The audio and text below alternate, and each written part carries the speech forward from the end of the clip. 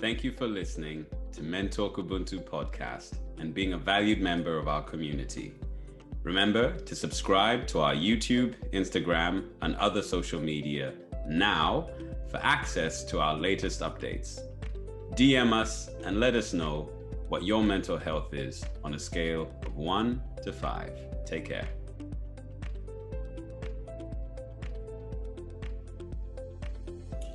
It's called This Is What I Wrote when I got off the phone to crisis line at 2 in the morning. I wrote solidly till 5, 6 in the morning and phoned her back with it. This is what I wrote. This is when I needed hope. This is a hopeless me. Singing in the dark. I'm singing in the dark with eyes shut tightly to keep myself sane and beseech the Almighty. Sometimes my voice falters and the tears cascade as I face a myriad of mistakes that I have made. If I can't love today, then maybe tomorrow, juggling the positives to banish my sorrow.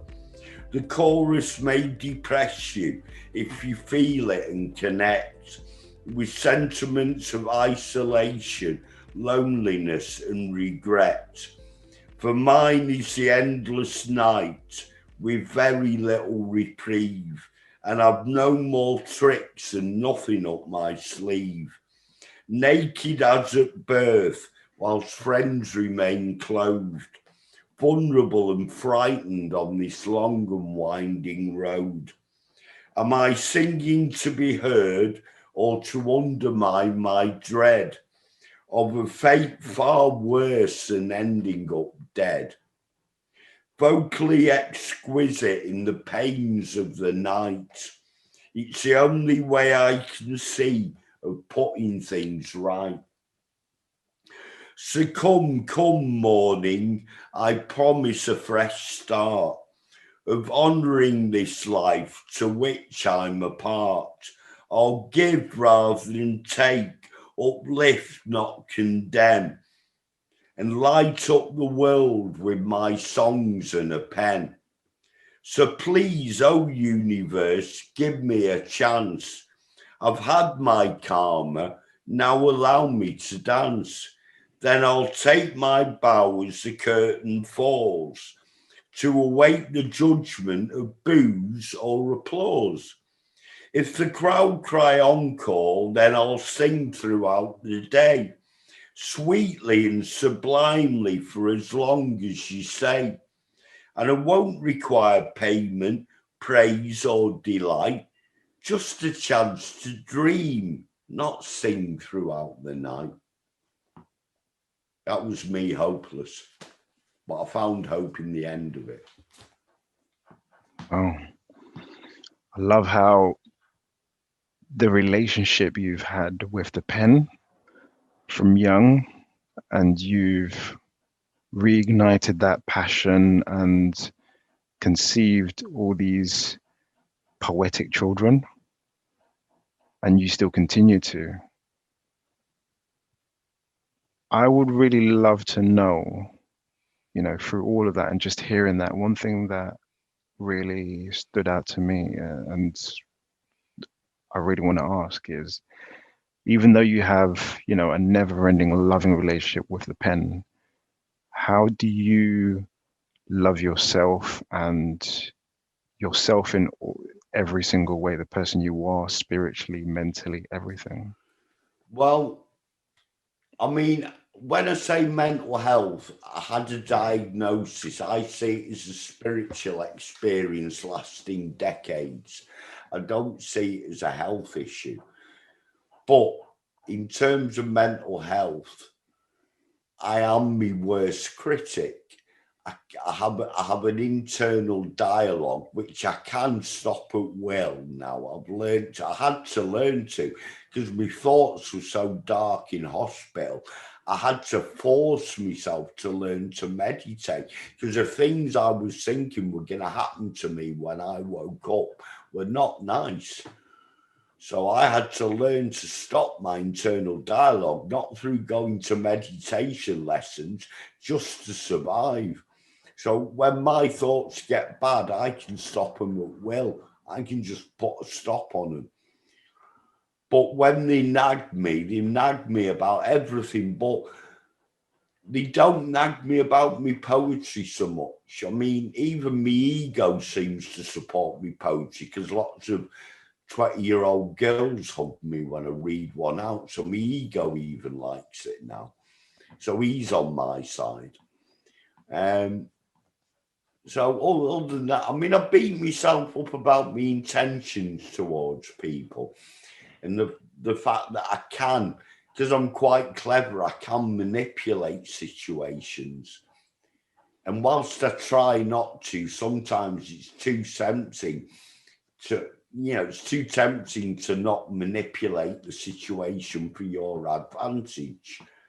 And like I say, because I've got quite a lot of experience of things, I can manipulate when I want to.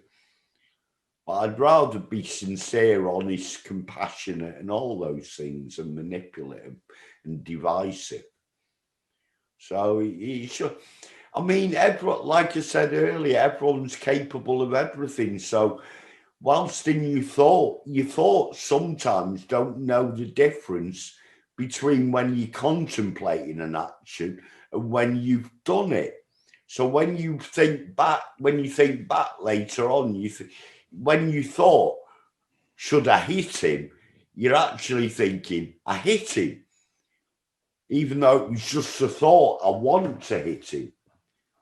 So it kind of confuses you, and then you think you're violent because you think you did something violent when actually it was just a violent thought. Then you can beat yourself up about being violent and being aggressive and all. And it's not unique to me, it's everyone. So it's just part of the human condition. If something's part of the human condition, you just have to accept it and try and embrace it if you can.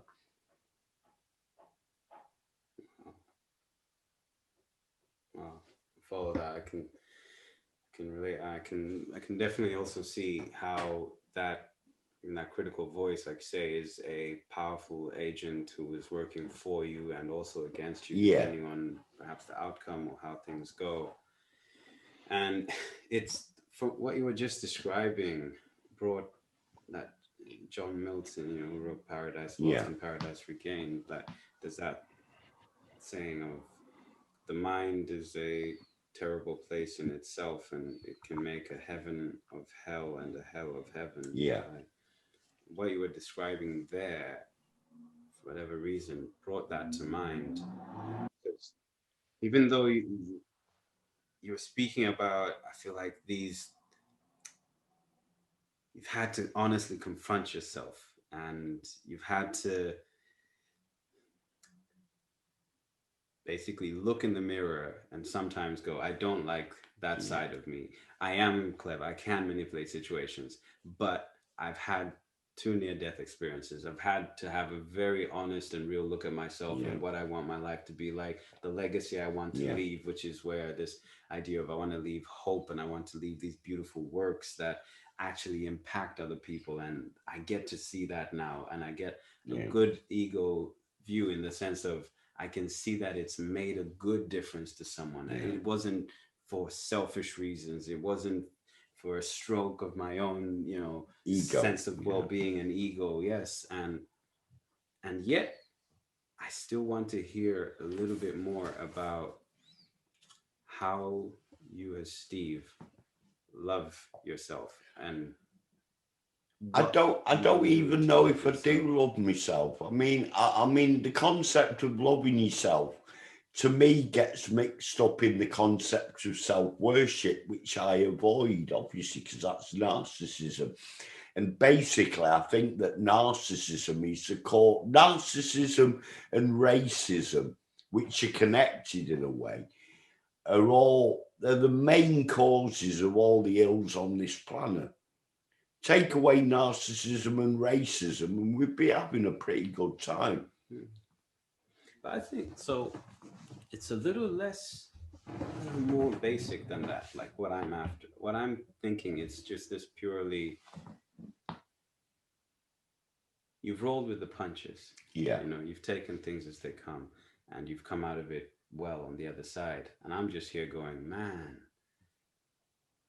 How do you What's pat your yourself on the secret? back? Well, yeah, part of it, you know. Like, there's a lot of. I mean, I know you get some solace from the poetry. I know it gives you something. I'm just trying to see. Yeah, Resilience. When I saw my psychologist yeah, when I was at my worst, and I'd just come out. I was about to go into hospital, and she saw me for about 6 months every week, and she wrote me a letter at the end, and she said I was incredibly resilient. So to get through life and not just operate in survival mode, you have to be pretty resilient. You have to bounce back. You have to get up. You can't, as I say to people, you don't know what's round the corner. No one does. That's the miraculous of life. That's the beauty of life. It's all totally unpredictable. I mean, all them sci-fi magazines predicting we'd all be in hover planes and roads in the sky and people walking on ice skates and all this sort of nonsense. You just can't predict it. It's too unpredictable. So on that basis, you just got you. It's a pure amazingness that keeps you going. The pure interest that it keeps you interested in life. Unless you really brutalise. I mean, I can sit in a coffee bar and just stare at a tree and be entranced by it for 10 minutes, just looking at the shadows in the leaves instead of the leaves. And I can watch a bird interacting with a squirrel, and that will fascinate me more than television. And when the squirrel relates to the blackbird and the blackbird chases the squirrel for a laugh, not for food, that gives me a feeling of such joy that a television or radio program couldn't. So it's really just a shit. I mean, life may be shit. I mean, that's up for debate. But it may be shit. But one thing it certainly is, it's absolutely fucking beautiful. The universe is the most incredible, knowable, beautiful place to be on this earth in this important time of ever. To be on the planet that's beautiful, even though we're killing it. It's just a privilege. I could have been born a slug and someone pouring salt on me in a garden. I'm not. I'm a human being in a European well-to-do country. In some ways, I have no right to complain. Spiritually, at least. Politically, maybe, but spiritually, not. I think that's beautifully said.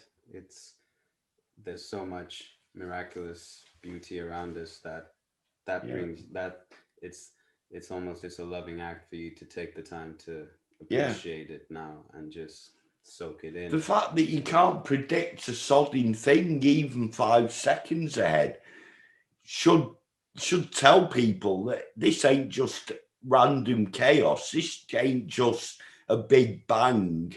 This ain't just molecules interacting. This is something bigger. And the more you become aware through having near-death experiences, struggling, going to hell. I mean, I read a meme on Instagram. I live by Instagram memes. They guide me life. They're like my little Bible in a way. One of them said, religion is for people who fear hell and spirituality is for people who've been to hell. So I'm more spiritual than religious now.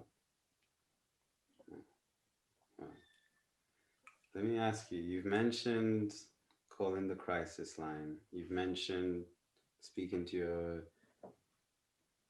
psychologists. Yeah. And I don't know if there are more. So I feel like when you've been through hell, like you say, when life hits you and it's got you down on your ass, shall we say, you have the courage, because I think it takes courage to reach out and have someone help you get back up. I've never really asked for help. I've got a thing about asking for help. I really resent myself having to ask for help for anything, because when I lost my parents, I was in a position where I had no choice. There was no help for me, and I was in a terrible situation for years and years with no help. I was even homeless for a year, and I had no one. So that built up in me a kind of forceful desire not to ask for help, whatever happens to me, because it was never there. So it was just humiliation. It was just sadness to reach out and be rejected. So that made me feel now, you know, when I wanted help and people wouldn't even do it to save my life, now I'll do it on my own. I won't ask for help. I mean, I ask for help on computers because I'm old school. I mean, you know, iPhones and all this sort of thing, it's like a new language to me. So if I need something posted on Instagram or typing up or something, I'll bung someone some herbal things or money or something to do it for me. And that's how I get things done. But on the whole, I always pay for the help I get. People look surprised at me. I'll say, can you type this up for me? I'll give you £5. And they'll say, you're on the dole, you can't afford it. I don't mind doing it for free. And I'll insist, because I don't want help for free. I don't want it. It will make me feel uncomfortable, traumatic.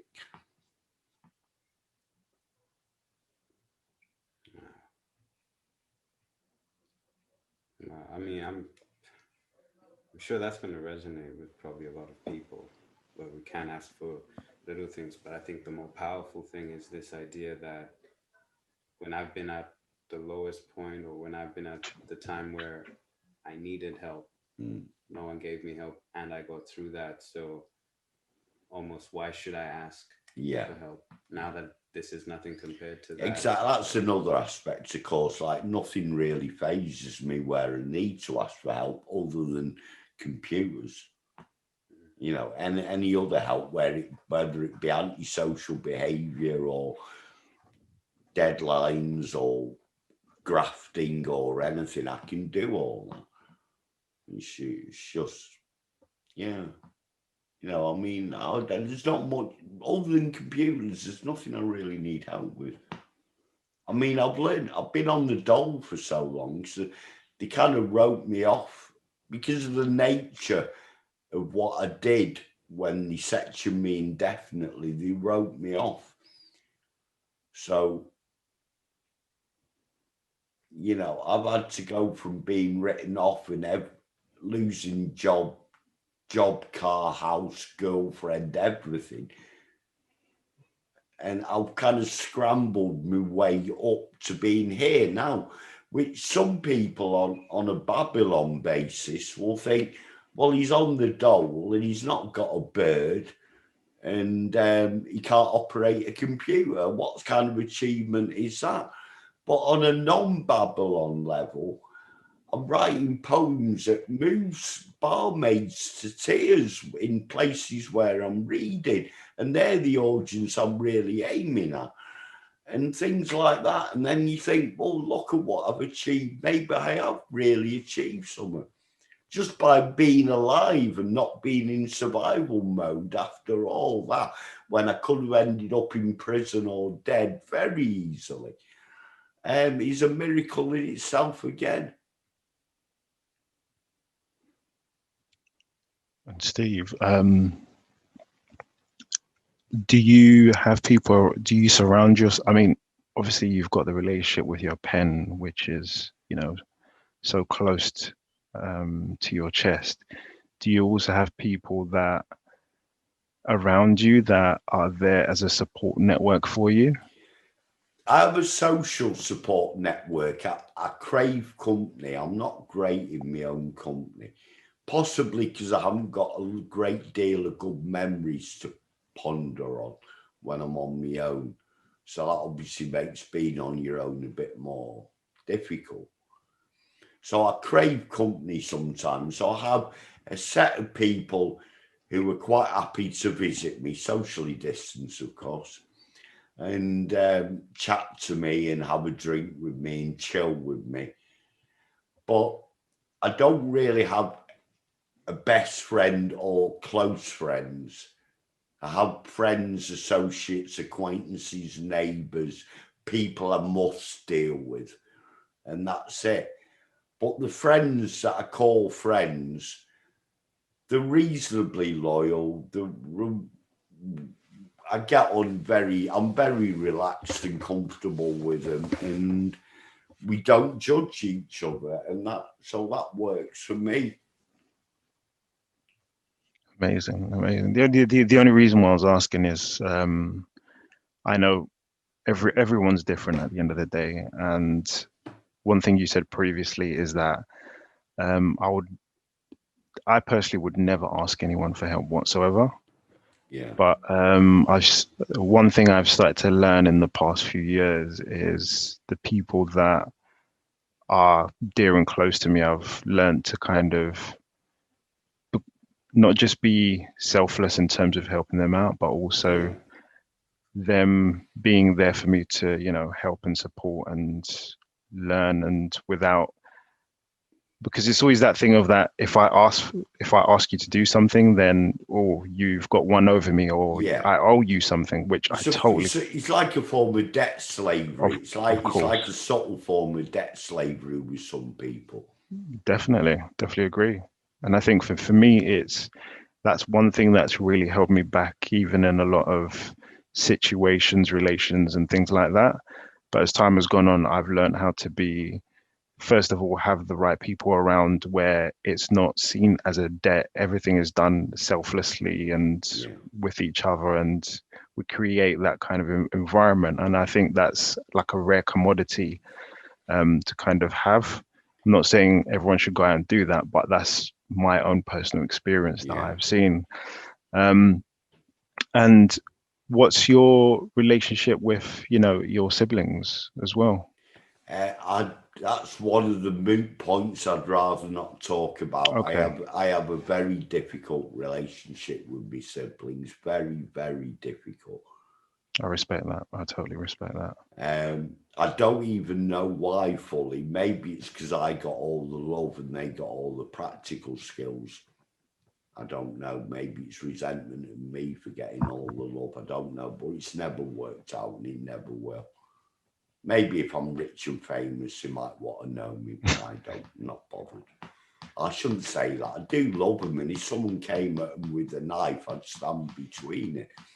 But I wouldn't really hold. I couldn't really hold an intimate 10-minute conversation with my brother or sister. But if someone came with a knife at them, I'd jump in and protect them. So that's how it is. I read a meme on Instagram where it said, I wouldn't lend me brother me charger, but I'd give him me kidney. Amazing. That's brilliant. Wow. Are you the oldest, youngest? Youngest. Youngest. Youngest and black sheep. Oh, is that a racist term, black sheep? I don't know if we looked at maybe its history or how it was Yeah. brought about, but I mean it's a observation if we're just looking at a flock of sheep, perhaps. Yeah. But I think when you highlight the black sheep and you give it those attributes or characteristics of Yeah. being a bad sheep, just Yeah. purely because it has black wool, and I Yeah. think some people would use it as that, and obviously that's how it's then become. Well, the pardon term. me for using a racist term. Well, you weren't using it on me. Nah, I think sibling relationships are often more complicated. You don't choose your siblings, and they know more about you than most people, but it doesn't mean you want to go for a drink in a bar with them. Yeah, I mean, we're all very different people. Well, we're all individual people anyway. Yeah. And yeah, so who we get on with is who we get on with as such. I think, but I wanted to ask even both of you almost was if we change the term from help to support and advice, does that change your perception or view of it? I'm not happy with the term mentoring because I did a course on mentoring. Whilst it was incredibly enlightening and educating, I felt like the actual rules of engagement were quite restricted. And I did a course in counselling, and I found the concept of expecting someone to give everything about themselves and you give nothing back about yourself to be a bit superior, not really balanced. So I wasn't happy with the counselling. And then I did a drugs counselling course, and I was the best in the class because I'd had experience of most of the drugs we were talking about. But I had to resign from it because he insisted that cannabis was as bad as crack. Whereas my experience told me that the thing that stopped me using crack was moving to cannabis and made me more sociable and far less antisocial. So I thought, if you're an intelligent adult who knows about drugs, and you're telling me I've got to say that cannabis is as bad as crack, then you're not for me. So the support networks have really made me a bit cynical. How so? Well, because of that. Because there's no balance in counselling. It's you reveal everything, I tell you nothing. I'm in charge, you're not. That's not a relationship. Counselling, cannabis is not as bad. It's a herb, it's not even a drug. So that's rubbish. And all, all the support networks, there's no room for instinct in any support network. And to truly care, caring is an instinct. Guidance is like an instinct. So to say that you've got to read a rule book and not veer from it in any way, they might as well get a robot to do the counselling job. I mean, that's an interesting perspective where my view on counseling has sort of always been this idea that you give people the space to speak and all you do is basically listen and not even really advise, just throw back what they're saying. So it's very much you have these thoughts when you're by yourself. And that said, I also would like to hear more about your insight or perspective, having gone through all these things. I know we sort of skimmed over, like when you say you sectioned, like most people perhaps haven't had that experience. They wouldn't know what that really means. So I would like to go into that. But to the point of counseling, I saw it as it's a rare time for most of us that we have the opportunity to speak, hopefully unfiltered, if you can grow that amount of trust. And they say perhaps the method could use refinement, but I feel like most people don't have the space where they can just let loose and someone else just listens for the most part.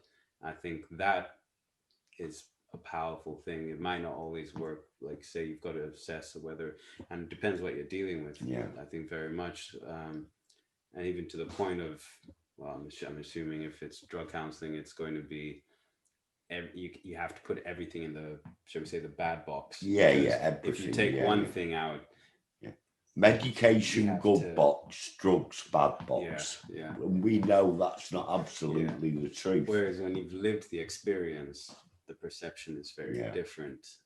And I think on that lived experience side of things, like I know we've spoken about some of the professionals who you might have engaged with and all this, but what was the experience of actually being sectioned like, or when you're going through these periods in your life, like the first thing when they say what they don't actually section you, the very I don't want. I hate being critical, but some things make me angry. They're very sly about it. They say, "Would you consider coming into hospital for an assessment, voluntary, Steve?" And I say, "Of course not. I love me freedom," or words to that effect.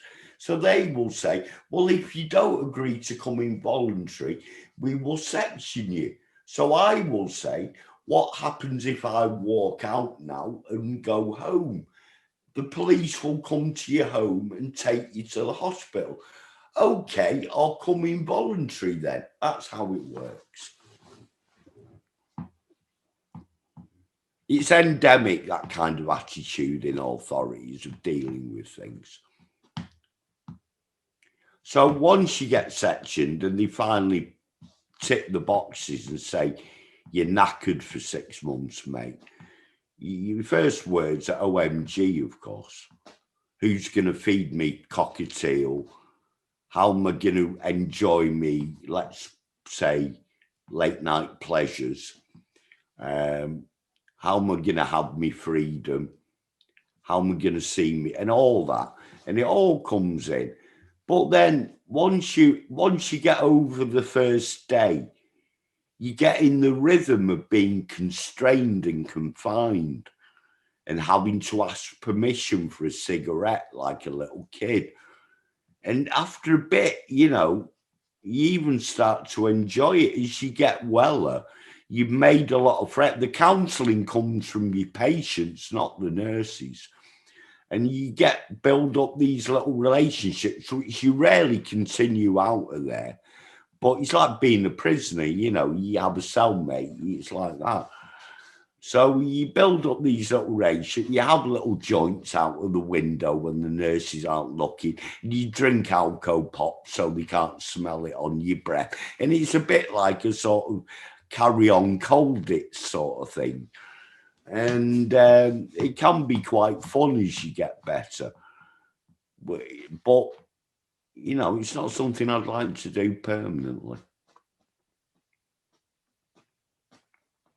You've gone on mute, I think. I didn't hear you. I was just going to ask, thanks for giving us your experience of being sectioned. And how long was you sectioned for, one? The first one was an indefinite one, which really did fucking frighten me. That was the one when my dad died after my mum had died. That really did frighten me. I don't like admitting I'm afraid of nothing, but that frightened me. What was it about that frightened you so much? Indefinite frightened me. Right. I mean, if they'd said 10 years, at least you can focus on 10 years, but indefinite is frightening. But after that, a lot of things that people would find traumatic are water off a duck's back to me.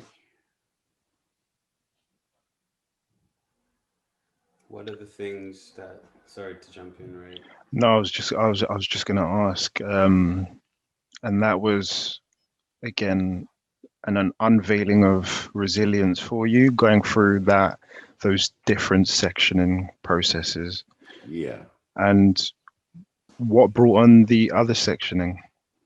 Well, I've been in hospital. I've been either voluntary or sectioned in hospital approximately 6 or 7 times in, maybe a bit more, probably about 6 or 7 in, I'd say about 20 years. So I don't know if that's a good record or bad or indifferent. But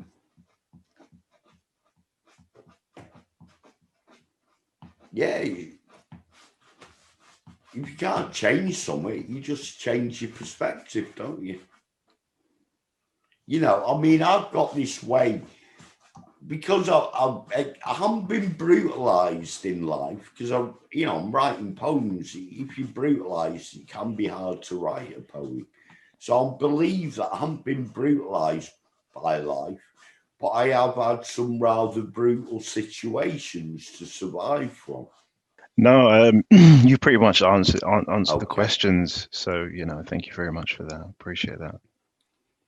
Yeah. Now, I was going to ask, because you mentioned in there that a lot of things that, let's say, would break other people or would really knock them for six, are water off a duck's back for you. Yeah. So I got that image of like the straw that breaks the camel's back. So Yeah. what are perhaps the small things that most people don't notice that maybe for you actually do, because you can handle the big things? Are there maybe the little things that Well, it's the little things that I get joy from. That's the secret to life. The real joy to life is not in the £1 million mansion or celebrity status or a Porsche. The real things are in the tiny little things that just pop up out of nowhere and give your heart a little flutter. Whether it be a smile from a beautiful jogger, it could be a bee playing about in the flowers, it could be a puppy at a friend's home, it could be a girl that you haven't met for ages sitting down and having all these little things. It could be a bargain in a charity shop. It could be finding something that you've been looking for 5 years. All these are the real joys in life. The joys aren't the big things. The joys are in, I mean, there is an expression that the devil is in the detail, but the devil may be in the detail, but the beauty is in the moment. Thank you for listening to Mentalk Ubuntu podcast and being a valued member of our community. Remember to subscribe to our YouTube, Instagram, and other social media now for access to our latest updates. DM us and let us know what your mental health is on a scale of 1 to 5. Thank you. Heaven is the millisecond you're in right now. Right now, in this millisecond, for me, and maybe for him, there is no war. There is, in this moment, in this environment, there is no war, there is no torture, there is no abuse, there is no children going hungry, nothing. Right in this millisecond, none of that exists. And that's where heaven lies. Nice. That's right as well to that John Milton saying, I like that. What do you think stops most people from lifting the veil, shall we say, and seeing that, taking Fear. in the moments? Fear. I mean, everyone's got fear. Fear. I once saw an interview with a bloke who climbs up buildings without a harness. I thought, I want to know what this guy's got to say. He can teach me something. And the interviewer said, don't you ever get afraid? Thinking he never gets afraid. Obviously, if he's climbing up a skyscraper, you think that guy's got no fear. And he said, of course I get afraid. I use it as an advisor. It does not obsess me. It advises me. So you can't, the mistake is to eliminate fear. Death or fear, whichever you want to call it, death or fear, is an advisor. It's over your shoulder, a couple of meters behind. If you glance quick enough, you can see it. And you've got to bear that in mind, and it gives your actions a certain instantaneousness, a certain urgency. It advises you. But if you're obsessed with it and stare at it and turn around and look at it for ages, it will make you shit your pants and shake your legs. So that bloke was right. He taught me. I didn't come to that conclusion, but I wanted to. Fear as an advisor. I tried to eliminate fear. I tried to be fearless in situations where you'd be stupid not to not fear. And then when he said that in that interview, I said, no, let it advise you. That's the way. Yes. An epiphany moment. Beautifully said. Well, speaking of epiphany moments, so I was curious, what sparks you starting to write a poem, and how do you know when you've got one? Is the feelings you get, or is it This is where it gets into very spiritual things. I don't even feel I even write them really. They seem like ready written in the ether, and they're just merely being dictated to me. That's how it genuinely feels. I will think about all week. I write a poem every 2 to 3 months. So for those 2 to 3 months, I will be wandering about thinking, oh, that's interesting. I'll write a poem about that. Oh, he said that. I might write a poem about that. Oh, that happened. That's make a good poem. And then one day I'll be just sat down at midnight, enjoying a herbal dinner. And suddenly I'll start writing on a topic. And I do this a lot and it doesn't end up as a poem. But if I write 5 lines or more immediately, I know it's going to turn into a poem. So I stick with it. I don't abandon it. If I've got 5 lines straight off, rhyming and everything, then I'm with it. And it just takes me then. And I write these poems in about 5 hours, which seems a long time, but, you know, it's a bit of changing and chopping, but they come out pretty uniquely made as they are. And they don't really need much adjustment. So I don't, in a way, I find it hard to feel a pride about my poems because they're very little effort to me. I don't feel like I graft for them. It's almost like pure inspiration. It comes out. You're channeling something else. Yeah, it's like channeling. It is very like channeling, yeah. Is there a poem by another author or poet that for you, I don't know, gives you hope or hooks you, or it's one of your favorites? Or I've got a favourite poet. I've got a few. I mean, there's a poet I could recommend you listen to. It'd be great if you could play it now. But if you can't, you can't. Maybe you could play it in the edit. There's a lovely little poem about relationships by a Scottish poet who died about 15, 20 years ago. And his name is Ivor Cutler. I don't know if any of you have heard of him. He's the best poet I've ever heard in my whole life. And he's very obscure. And he puts it to music. And he's got a song. He did a song called Beautiful Cosmos. And it's about a relationship of 2 old women. I'd love you to hear it. Yeah, I don't think we can play it because of copyright and all that sort of thing. But yeah. Basically, he's got a line in it where he goes, he's talking about having a meal with people and with one person, a soulmate, and how like they're both in a separate cosmos, but they're not. And he's got one line when he goes, I open my mouth, then shut it. And he's describing having a conversation as I open my mouth, then shut it. We have a beautiful cosmos. That kind of reductive, expansive way of seeing it. I mean, really, I really would love you to listen to it when you get a chance.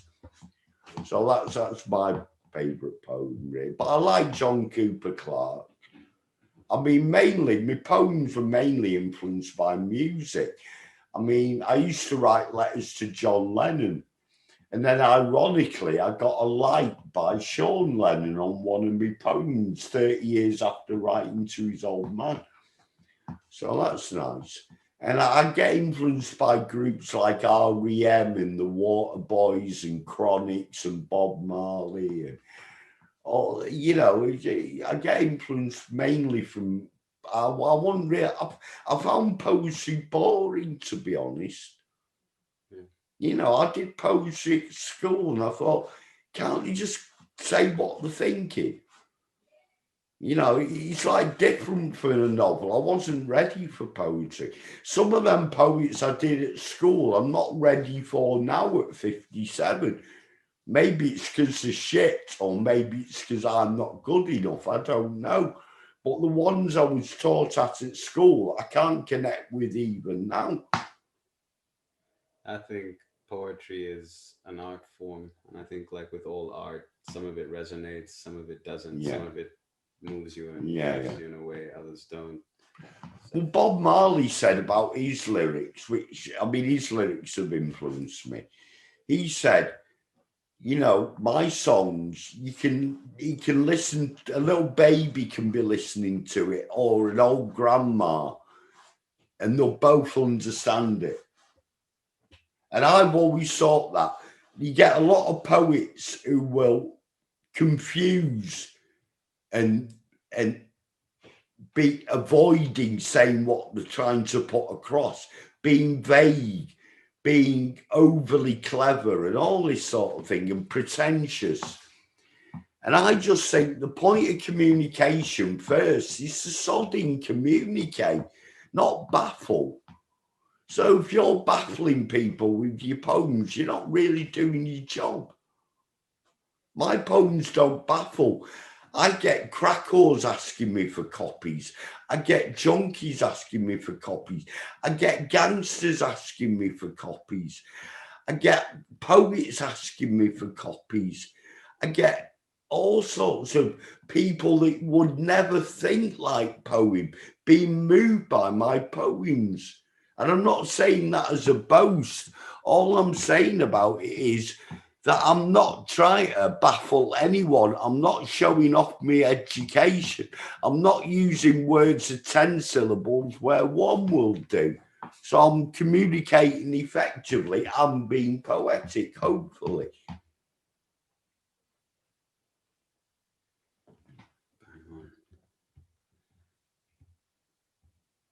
Right. I think we've gained a lot of insights, and shall I end on a poem then? Are you ending now? Or we've got to remember the surprise questions for you. Oh you yes, oh yeah, I forgot we had a surprise. I thought the surprise was my cheese sandwich. That's the latest surprise. Whoa, I need a cheese sandwich too. We'll do the quick questions. It's only like 3. Yeah. And then, yes, it would be amazing if you could end on a poem. Well, I will end on the poem. I will at the end. I will end on a poem that I wrote when I was last in a psychiatric unit, which was approximately 3 years ago. And I wrote it when I was coming out of my illness to put on the wall to give any patients coming in, confused, shitting themselves, fearful, suicidal, hope that they're in a safe place and that they're going to be all right. So it's one of my most positive poems. So, I mean, despite my life being full of ups and downs, all my poems end up on a note of hope. I don't take you down dark corridors and leave you with no way out in a poem. So, you know, I'll leave you with a way out at the end with my most positive poem. We'll hit you with a quick one. Yeah, hit me with the quick questions. First, Steve, what's the best thing about being Black? Dignity. Expand on that. I want to know. Black people's sense of dignity. What makes the Black struggle so achingly beautiful as well as tragic and cruel is the amount of dignity that you see displayed in the struggle. I mean, the media may concentrate on the odd looter and the odd this and the odd that, but what you see when you see a brave person of colour speaking with dignity about his struggle and what's really going on and what needs to be stood up against, it's achingly beautiful. Amazing answer. Next question is, who taught you how to shave? I have a beard. My beard's very funny. I grew it as a disguise when I was about to get caught by the authorities and sectioned. I ran away and grew a beard as a disguise. And when I got to hospital, I never shaved it off. And that was like 26 years ago. And I've never shaved it off once, except for once for 6 months. I've not shaved it off, and I only grew it as a disguise. So no one, I taught myself how not to shave. An original answer. I'd expect nothing less. Yeah. And finally, what do you wish more men talked about? Aggression. I mean, again, it's tempting me to be negative, but a lot of my male friends, I tend to tolerate rather than enjoy the company. I enjoy the company of women very, very much. And if they're pretty, it makes it so much more exquisite. Although all women are pretty, there's no such thing as an ugly woman to me. In any way, not just physically. But that may be naive, but that's just it may be because I lost my mother at an early age, so I put all women on a pedestal. But I find myself tolerating men's company rather than enjoying it so much. So, and it's partly the aggression and the so-called banter, like, yeah, give us that. Sit there. Only joking, mate. I'll smash your face in. Only joking, mate. All that. I'm sick of it. It's just stupid and it's immature and stupid. So I think they need to really talk about aggression. And there is a place for aggression, because one of the jobs as a male is to make room for the female to express herself. And if someone is oppressing your queen, then you may need to be aggressive to make room for her and stop that. So in certain circumstances, I'm willing to understand aggression may be necessary, but it should be a very last resort, not the first one. Powerfully said. Amazing answer. Makes me think of the lion and the lioness, of how you always have to be the dominant one to protect your queen and make sure she is wearing her crown right all the time, Yeah. and no one can defy it. Yeah. Come against her. I mean, I learned that. I mean, I always felt it, but I felt it was a justified feeling. I'd always felt like my girlfriends were my queens, and where a lot of me English friends, let's say, were more like piece of meat women. Like it was a piece of meat. Like, we'll do this to her. I did this to her last night, and all that sort of thing. And I mean, I've been through that stage. I've been through most stages, but I come out the other side, and I really, whether it's putting them on a pedestal and being unrealistic or treating them as your queen, that's what I do. And I felt justified when I mixed with people of colour, when I got into the sort of Moss Side, Wally Range, Hume kind of crowd when I was taking crack. I learned that they have that kind of similar attitude, that kind of, when you listen to the songs, even like She's Royal and Your Majesty and all this sort of thing. And I thought, my God, I'm not alone in that attitude. And I hadn't really experienced that attitude amongst my English friends.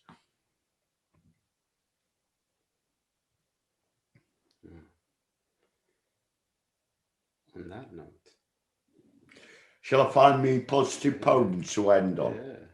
This won't bring tears of weeping, it'll bring tears of joy. My favourite author once said, you should only weep tears of joy. That's a good way.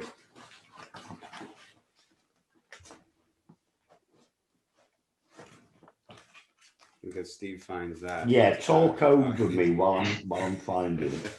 I've found it. Perfect. I want to say thank you, of course, for sharing so openly, honestly, and deeply, I suppose, your whole journey from a beginning that most of us cannot really imagine up until a phase of adulthood. None of us can, most of us, again, cannot probably imagine. And I think there's power in sharing how you can go through all these things and still find beauty and meaning in Yeah, life and still want to leave a positive imprint on the yeah, world.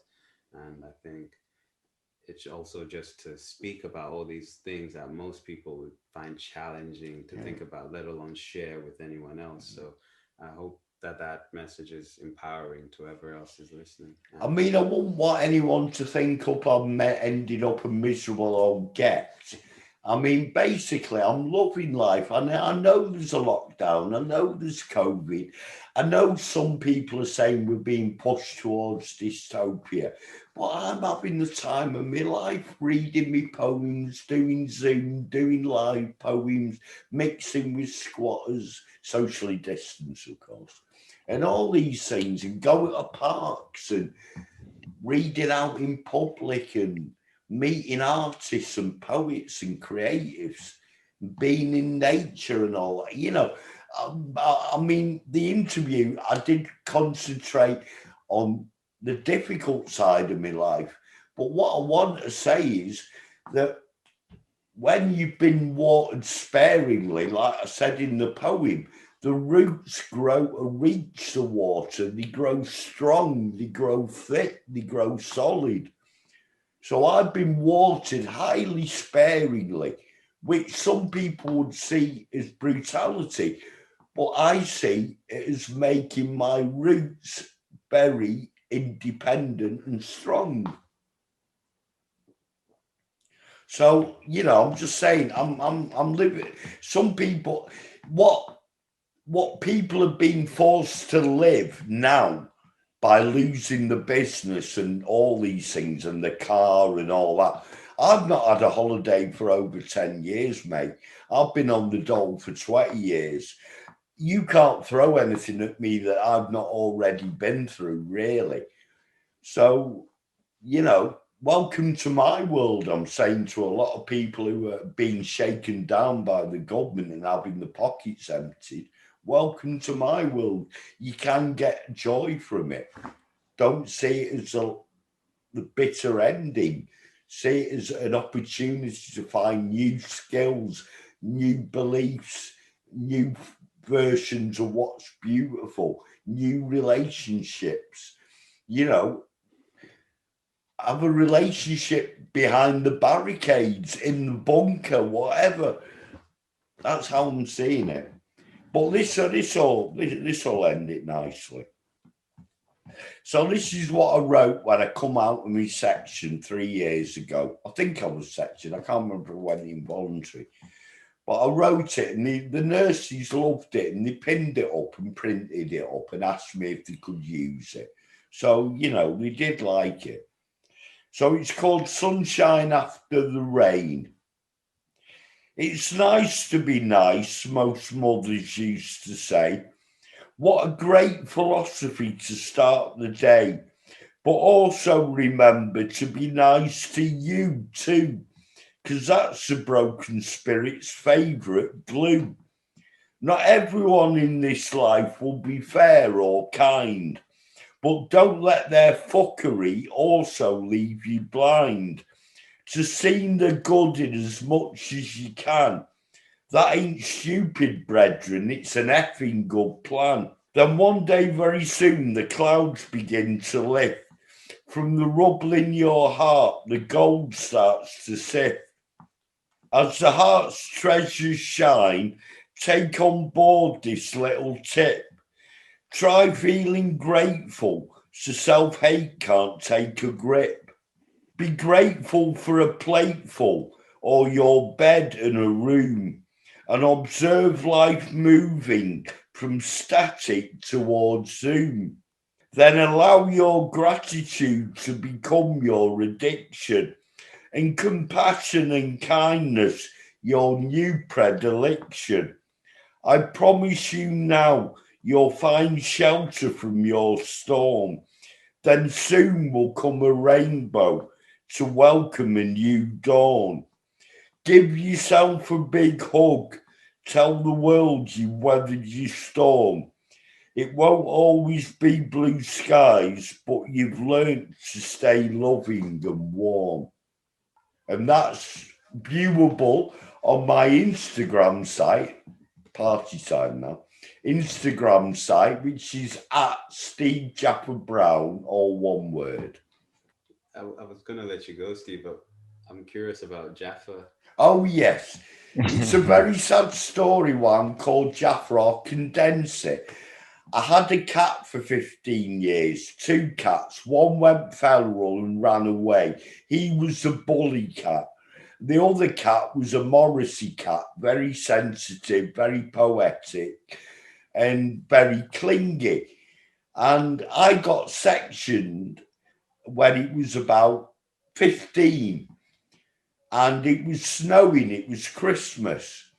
So they sectioned me. So I gave me keys to my mate to feed him.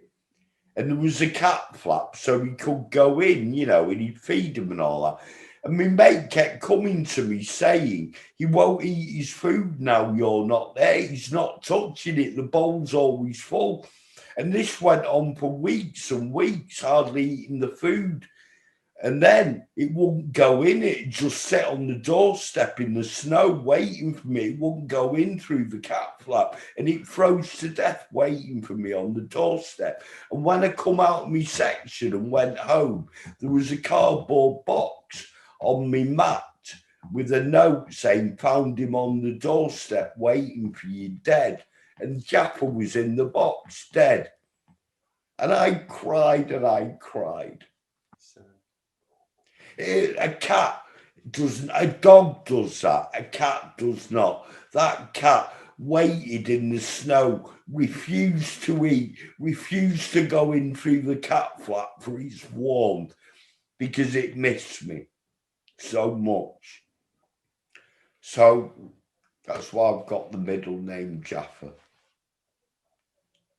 It's a powerful thing. Like, I think it's speaking to that notion of legacy that you touched on. So although the cat's there, it's filled you with love, and to the very end it's demonstrating its love for you, and you carry that with a legacy. And Yeah. I genuinely hope that your poetry does that for you and for other people, and highly encourage anybody who's heard you.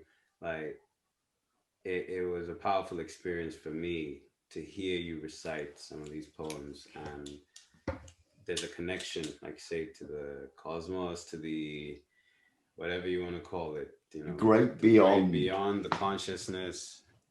It's there. And if you have the opportunity, well, follow Steve at Steve Jaffa Brown on Instagram. And when he puts down that he's going to be somewhere, you owe it to yourself to connect at this level and be in a room when people hear some of these words. And it's got some readings on there as well. But thank you for that. Oh, Very you. nice Thank you. to say so. We're truly honoured to have had you, and to have shared such insightful journey and story of your life, and more importantly, unveiling the veil of, you know, your life. And also, for me, it's definitely been learning.